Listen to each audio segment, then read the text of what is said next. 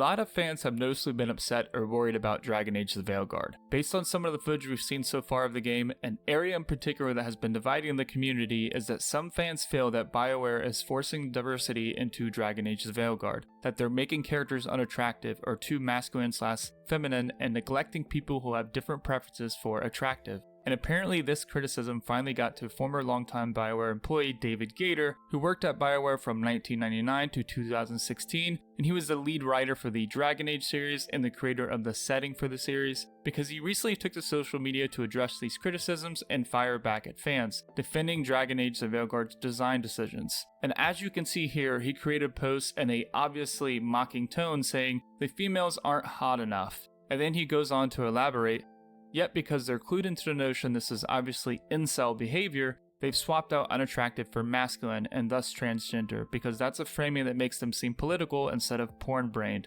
But we all know what they mean.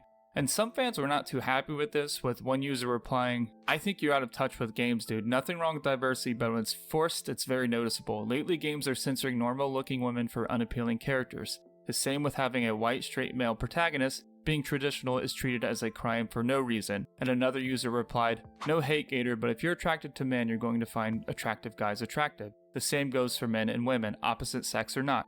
That doesn't make you a porn brain or like anime, just human nature. Plus, you didn't make a loved character that captured the male gaze." And finally, David responded with, "And here I am recalling how this has been a thing ever since some dude whined 10 years ago about Cassandra actually being a man, posting over and over about how her giant jaw and posting phrenology pics to scientifically prove why his PP remains flaccid." And then he follows up with, "If it was just a matter of them not finding characters attractive enough, that'd be fine. That's just not how it is, however. They're angry at any game which doesn't supply them with characters they specifically find attractive and grasping at reasons why they're being denied. Quite something else." Now, what I think David Gaider is essentially saying here is that people are upset with the character design in Dragon Age The Veilguard, not because the characters are unattractive, but because they find the masculine nature of some of these characters to be unattractive, or that it's really because the game has trans characters in it. Now, I'm not so sure I agree with the way David Gaider responded here, because on one hand it is true that some people are less attracted to the increased masculine features of a character, or some may be less attracted to a group of people, but on the other hand this applies to the other side, because it can be argued that attraction exists on a spectrum. Some people may be more or less attracted to feminine features as well, it's not so black and white, and I feel this is the part that David Gaider is neglecting to see and doing a disservice to the people that maybe just want, I'm using the word loosely here, traditionally attractive character. Why not include both in Dragon Age The Veilguard in a genuine way but not forced way and respect both sides?